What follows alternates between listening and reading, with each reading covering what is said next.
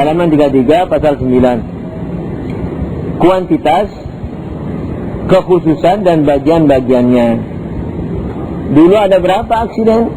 Ada kuantitas, kualitas, di mana, kapan, posisi, aksi, interaksi. Nah, sekarang kuantitas dulu.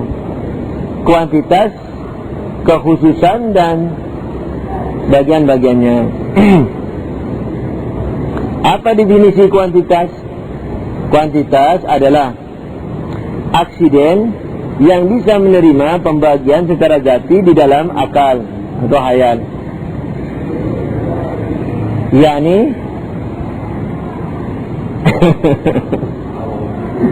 kuantitas adalah aksiden yang bisa menerima pembagian secara zati di dalam akal.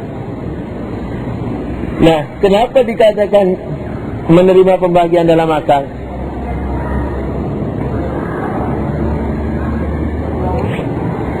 Ayo, kenapa? Kenapa dikatakan kuantitas? Misalnya ada telur 10.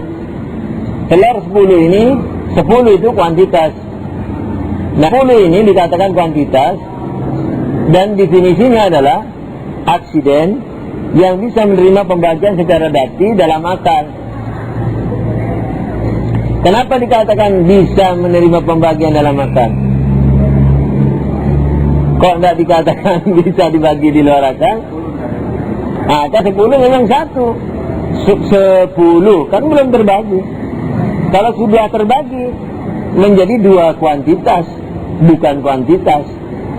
Misalnya dibagi menjadi 5 itu bukan bagian dari 10. Kemudian menjadi tadi 10 itu setengah kuantitas, ini setengah kuantitas, tapi menjadi 2 kuantitas, 2 kuantitas baru. Jadi yang namanya kuantitas kalau dikatakan bisa dibagi di akal, bisa dibagi. Kalau di luar, kalau sudah dibagi, maka dia menjadi kuantitas mandiri. Begitu.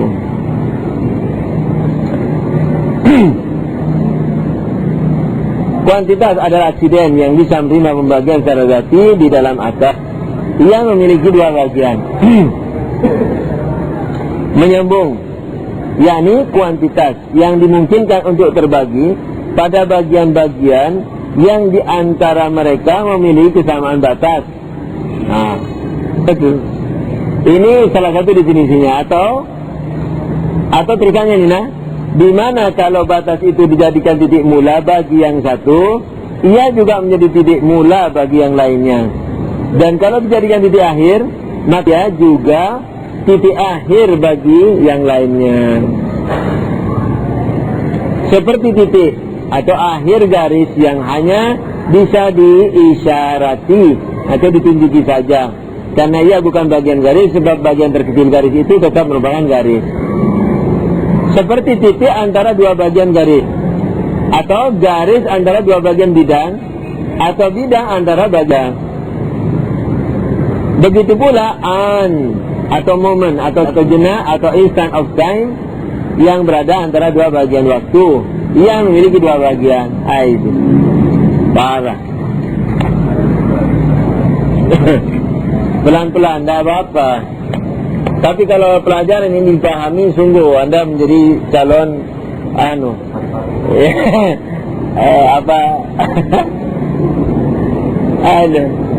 mau dibilang calon apa juga repot.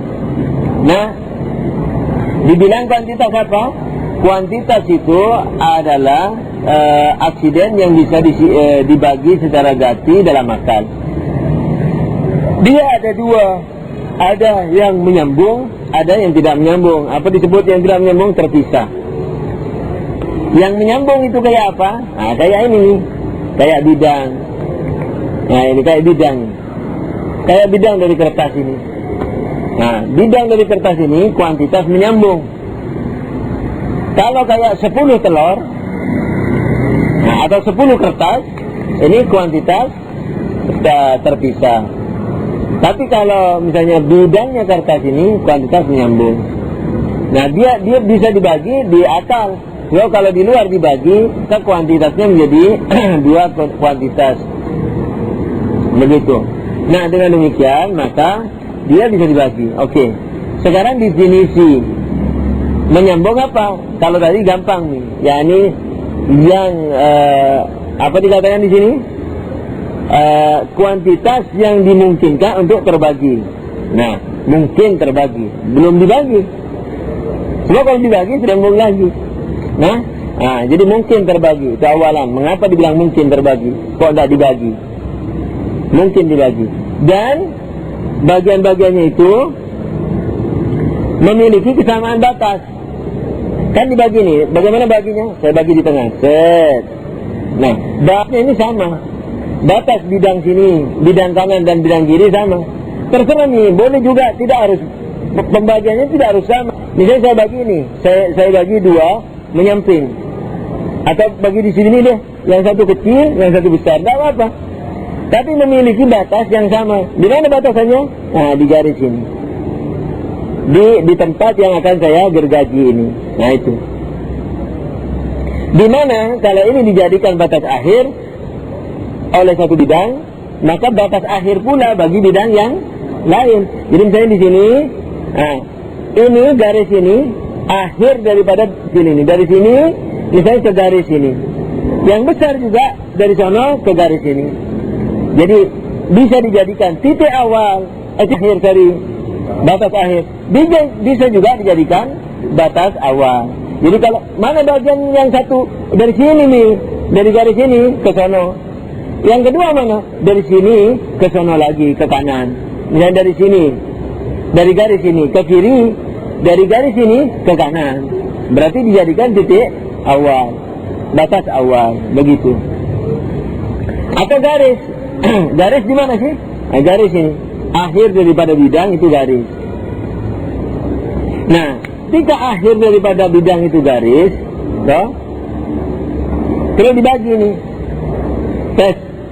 Terserah di mana. Nah, titiknya ini itu bisa dijadikan titik awal bagi semuanya, batas awal. Mana garis kedua? Garis pertama dari sini ke kiri. Mana garis kedua? Dari sini ke kanan. Nah, sininya itu sama. Titiknya itu maksudnya.